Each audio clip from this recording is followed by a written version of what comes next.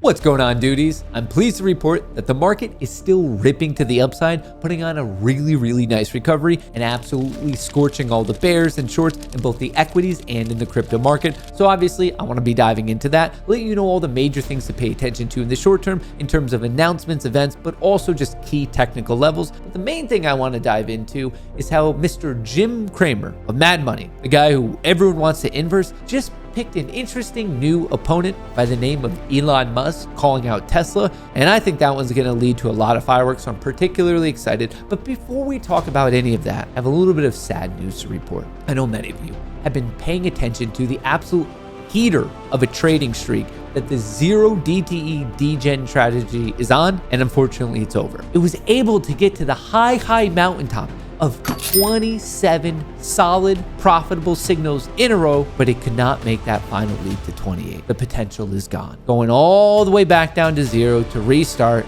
And I don't know if I'll be able to hit those lofty heights again, because 27 is a decent streak, but apparently I did not have the potential to continue. So I just want to get that sad news out of the way right now. Now, with that being said, let's cover everything else. Let's cover how the market's been ripping. Let's cover the new fight between Jim Cramer and Elon Musk and what's going on with Tesla. And we'll also touch into a little bit of the crazy earnings that are coming out as I'm literally filming this right now. But before we get to that, don't forget to like, don't forget to subscribe. With that being said, let's rock. By the time the closing bell went dingity ding ding ding today, Thursday, November 2nd, things were looking pretty good. Dow rallies 500 points as treasury yields fall. S&P 500 heads for best day since May. Obviously, people were very excited about what Jerome Powell had to say at the FOMC meeting yesterday. And as of the point that I'm recording this, we're actually just now getting Apple's earnings report. Apple beats estimates thanks to iPhone and services, but records fourth consecutive quarterly sales decline. So we'll take a deeper look into the market's reaction to Apple's numbers. But before we do that, look at this. Look at this beauty of an absolute rip-roaring green scene we have in the S&P 500 today. You really have to squint. You really have to search. You have to play a game of Where's Waldo to find any red stock today. And yeah, a couple of them exist, but across the board, congratulations to the degenerate bulls watching this video, because it's been a tough battle over the past month, but finally things are starting to pay for you. As a quick reminder, do not forget, historically, from the 1950s up until now, November is the most bullish month on a seasonality basis of the entire year. Now, does that actually mean that every single November is a green one? No, not really. That's not how it works out. But most of the time, the edge is very clearly in the favor of the bulls for the month of November. Take a look at it here. Yeah, there's a little bit of a hiccup around Thanksgiving, but generically, a little bit of the way through October, all the way until about halfway through January, that period is a very strong, roughly 4-month period that typically, not all the times, but typically it does pay to be a bull. And thus far into this November, and I know, we just started, but things are already looking very bullish. Look at this. This week alone, to conclude October, Monday, October 30th, until where we are right now, the market is up 4.9%. Green, more green, and even more green after a nice gap up. Now, obviously, the bulls are winning in the short term, but I just want to point out some key levels of what I'm seeing. Right now, the market closed out at the 48 EMA.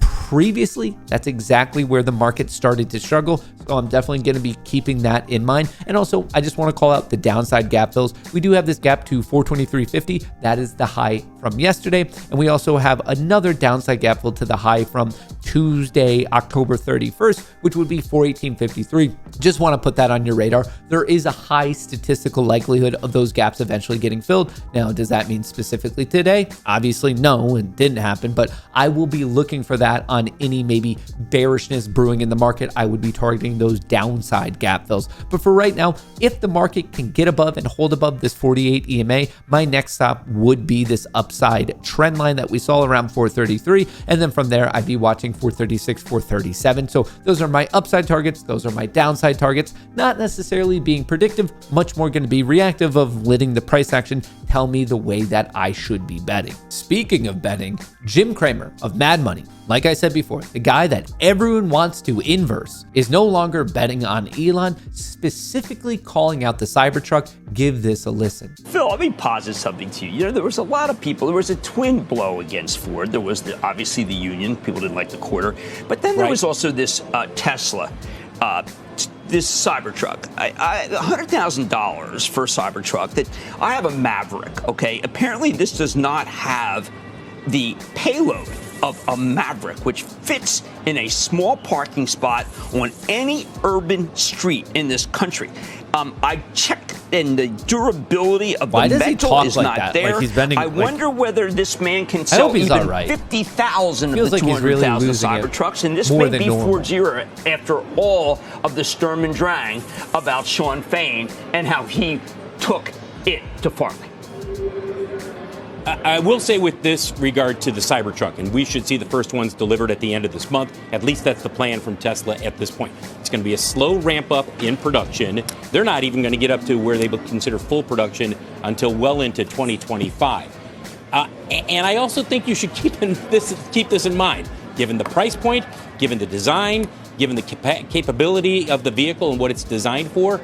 It's going for the urban market, particularly those urban markets that are into electric vehicles. Southern California, Oregon, Washington, the coasts. You're not going to see the Cybertruck in big numbers in Kansas City, St. Louis. I mean, it's just not going to sell there. Will there be some? Yes, eventually there will be some.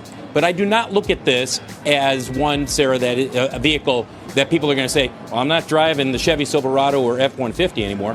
This is where it starts to get interesting. I just don't see that happening. Yeah, as a threat there. And in the meantime, it faces enormous challenges, according to Elon Musk, in getting off the production line. Yeah. Phil, thank you. So like I just said, this is where it starts to get interesting because it's an argument of will the demand be there? Jim Cramer questioning if Elon Musk and Tesla can even sell 50,000 Cybertrucks. I get it. At first, that might sound like a lot, but then you just think about how many cars are produced, how many cars are bought. And I have the sneaky suspicion that that number is going to get blown away. And in fact, if you look at this tweet and then look at Elon's response, he's literally fire, laughing at him. And I guess, I don't know, maybe I'm too much of a fan of what's going on with Tesla, and maybe I just can't see the forest from the trees. But I want to get your thoughts. Is 50,000, are you on Jim Cramer's side? And do you think that there's not even going to be an appetite within the market to buy 50,000 Cybertrucks? I get that there's going to be production, I guess, challenges. It's really hard to produce at size, at scale, with efficiency.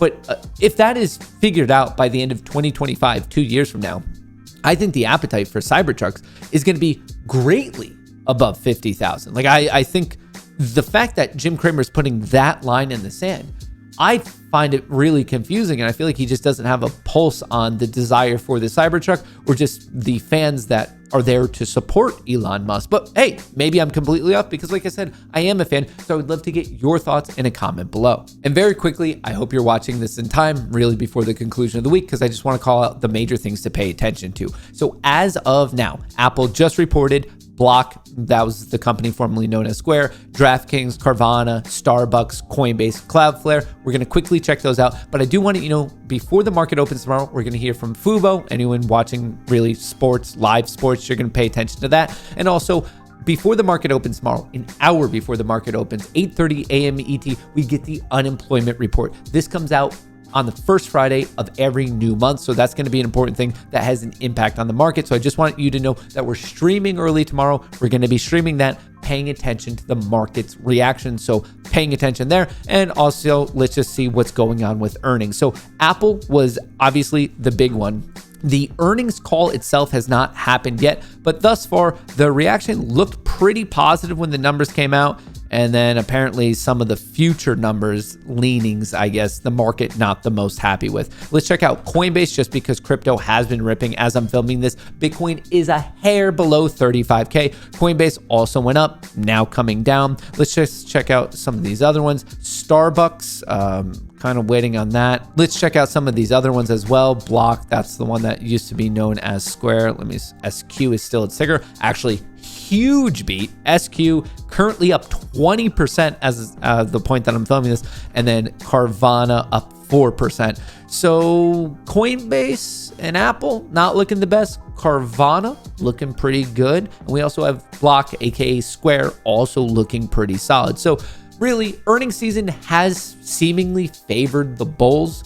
There's been a mixed bag. Not everyone has done well. For example, Tesla got hit, Google got hit, but across the board, I would say more so on average, favoring the bulls. And very quickly, the final thing I want to leave you with is this. A lot of people have been reaching out. There was high demand for the Discord, and it is live. If you want to join the official Goonie Discord, you can get the connection through Locals, macros.locals.com. You're going to see the pinned comment on top, and you could follow all of that to actually get connected to the Discord. I'll make sure the link is in the description of the video below, and I'll also pin it so you can easily track it down. But once again, to join the official Discord, you just go through Locals, and the connection will be there. That's what I have for you now. Best of luck in the market tomorrow. I appreciate you stopping by to watch the video. Thank you, thank you, thank you. I'll catch you in the next one. Have a beautiful day.